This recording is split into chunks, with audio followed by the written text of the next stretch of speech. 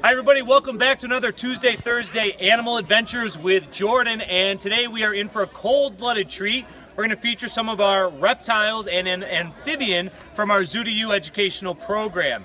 Now the first one I have on my neck here is one that we affectionately call Cornelius. Now Cornelius is a corn snake, and he's actually an albino corn snake. Normally in the wild, these corn snakes have a color representation of red, orange, brown, black. This guy here is albino, which means that he lacks all black coloring pigment in his body, and where his eyes would normally be black, they're actually quite red. Just like an albino white mouse or a rabbit, perhaps, something more common you might see. Now, the corn snake does live in the United States. We can commonly find them on the eastern coast and the southeast, and actually through the central states. And actually, corn snakes are a good thing. I know you're shrugging and squirming a little bit. Corn snakes are a great animal, and actually they're real positive for farmers. Quite often, farmers will find them in their crops, perhaps corn, naturally, and other feed areas protecting the crops, because these guys in the wild, they consume a diet of mainly rodents. So they're protecting those crops from the mice and rats that may come in and ravage them. In addition to the rodents, these guys sometimes will also eat amphibians, tree frogs, small toads, and things like that. Come on out, buddy. There we are. Woo! Now, as you know, reptiles are cold-blooded, so that means their body temperature is the same temperature as the ambient air temperature. So today we're probably hovering around the high 70s, maybe the low 80s. So that's his body temperature at this point in time. Now, normally where they're found in the wild, these guys will enjoy their day outside, perhaps in the morning, sunning themselves on rocks to collect that sun to warm up their body to start the day.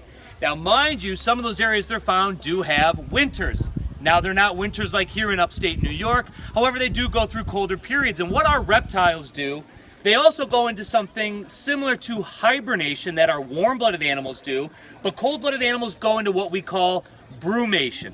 What happens is temperatures drop down around the 50s, and our snakes in particular will find a cool, shaded, minimal sunlight spot. They curl up and they just slow down. With that decrease in temperature, obviously their activity level slows, their metabolism slows, and more or less they just kind of hang out.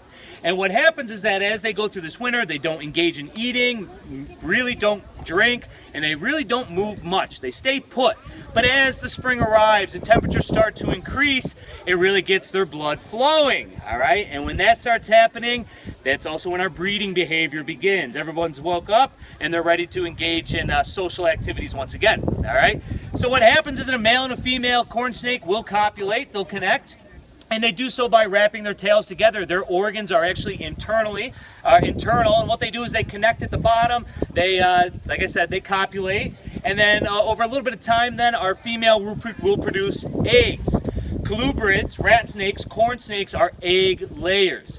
In contrast to your boas, who are live bearers. That's red-tailed boas, anacondas, tree boas, things like that. So what happens is our female will deposit anywhere from a dozen to 2 dozen very leathery shelled eggs, and she leaves them. Of course, we learned in our alligator video that alligators do play a role in raising their young, especially when they hatch, but our snakes are one of those ones that deposit their eggs and they move on.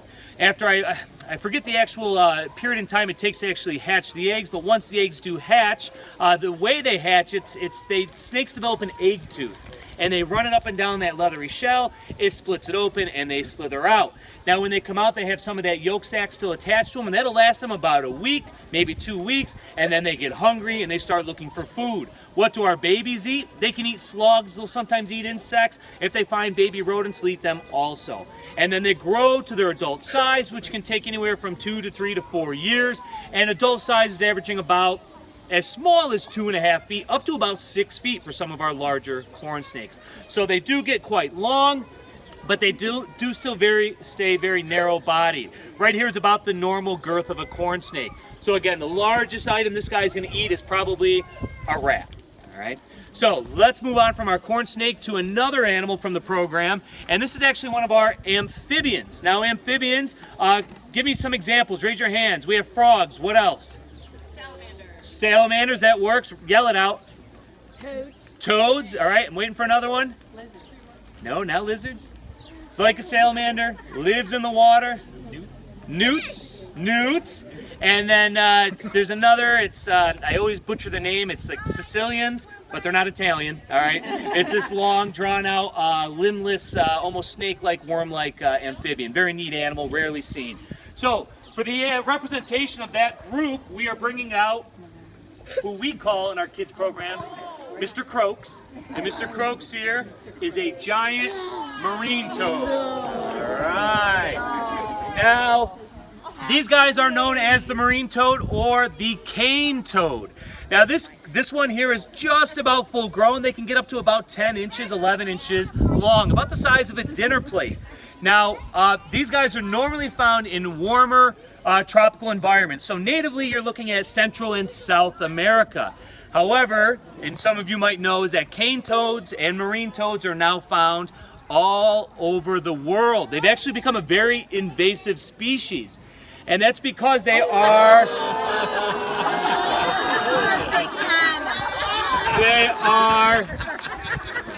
extremely adaptable animals.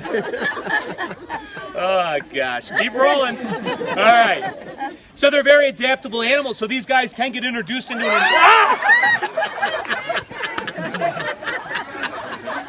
Oh my word. All right, well, you hang on to him. You hang on to him. No? If I pump the leg, he'll squirt? No? All right. Are you done yet? How convenient. Go ahead, you can pan down. How convenient. Pan back up. You're not paying enough. All right. So, these guys are very adaptable animals, and quite often they get introduced into areas. Now, mind you, many, many moons ago, I believe it was Jamaica and some other areas, actually introduced these guys to be rodent control. But what happens is that they have very few natural predators or predators in the environments that they're introduced to, and they're prolific breeders. So what happens is not only do they take care of that rodent population, but when they run out of the rodents, they move on to the native species, and that's what makes them invasive. They start eating native animals and really impacting the ecosystems that are there. Australia has a horrible time with cane toads. It's an example of an area that's really trying to fight against them. So what happens is these guys move in and they start out as little tadpoles. Now that's because mom lays anywhere from, I think it's like 6,000 to like 20,000 eggs at a time. Those eggs come out in these long strands that can reach up to 66 feet long. All right, that's a lot of babies. These tadpoles hatch, and they're in that water system. Now, mind you, the adults normally live on land. They're a toad. They're not a swimmer, but they go to water to lay those eggs. Now, naturally, going back to our tadpoles, when those tadpoles hatch, they're in that water, boogieing around. You're filling up with air. What are you up to again? They boogie around, and eventually they go through that metamorphosis. They sprout their legs. They lose their tails. They go to the mainland. Now, the thing is that even as tadpoles, they have a toxin level. All right, and they can be deadly to some of the animals that eat them. Now, once these guys make it on land, their growth rate is rapid. They grow very, very quickly, and the growth rate really doesn't slow down until they hit maturity. Now, what makes them so hard to get rid of, and why aren't other animals eating them? It's because of their toxin levels, all right? So their entire skin is toxic, but in addition to this skin, you'll see these large glands up here. Inside of there is this white milky substance called bufotoxins, toad toxins. That's what bufo means. And what happens is when they're in real big trouble, say a dog or a coyote, a wolf, any kind of predator eats this toad, they secrete this milky substance, and immediately it has that negative effect in the mouth. They spit out that animal. Our buddy the toad walks away, all right, hops away, and they're left with that horrible toxic poisoning at this point. Some animals can survive it, some cannot. There have even been human fatalities from consuming the toxins of bufo toads, marine toads, right? So now, going on from there, so what do they eat? We talked about them being that invasive species. These guys eat anything and everything. They can start out, like we said, with rodents. From there, they're moving to reptiles, snakes, lizards, other frogs, toads. They'll even eat small turtles. Then they move up to birds, larger rodents, and they can even eat bats, all right? So these guys really can make a huge impact because of the number of different species that they eat that play major roles in their ecosystem. Now, one last thing we're going to talk about is, you see, as I've been talking here, our body's been filling up with air. All right, that's another defensive thing that they do. When they feel threatened, they fill up with that air. They get about the size of a softball there, and they kind of, puff up like you do in a bar fight, right? And you strut your stuff and say, don't mess with me, and that's enough to scare some of those animals away. And like I said, if that's not enough, that's when our toxins take over. So a lot of information on the marine toads. I actually did a little research before I came out here. I was shocked by all the cool stuff about these guys. They're a pain in the butt to the environment, but a very, very neat animal. So Corey, I'll pass them back off to you. Do I have a volunteer to kiss the toad first? No? All right, very good.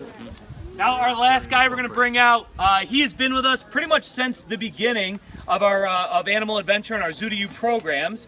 And he is by far one of the favorite animals of those shows. And he goes by the name of Monty. And Monty is our Argentine Red Tegu. All right, very good. So now, again, the Tegu is a lizard, so we're back to another cold-blooded species, another reptile. Now, the Red Tegu is the Argentine Red Tegu, and there's actually a number of different kinds of Tegus. They come in all colors, all right? They come in blue, black and white, red, and also gold. Now, the Argentine Tegus are obviously found in? Very good, in Argentina and some of the surrounding countries there. Now, the natural environment for them there is sometimes semi-arid deserts. They'll inhabit some grasslands and even mildly dense forests, so they're quite adaptable also. This is another species. That eats quite a bit of different things. Now, often, people confuse these guys with monitor lizards. For example, who here knows of the Komodo dragon? All right, Komodo, very popular. Your Komodo dragon and a lot of your other monitor lizards are carnivorous. That means they're meat eaters. However, the Tegu, for even being this big, meaty animal with very sharp teeth in here, they're actually an omnivore. All right, and that's an adaptation, or I guess a nod to their natural environment, because those forests are filled with fruit and so forth. So as that falls to the ground, these guys can consume that, in addition to the rodents, birds, reptiles, and other things that scurry by.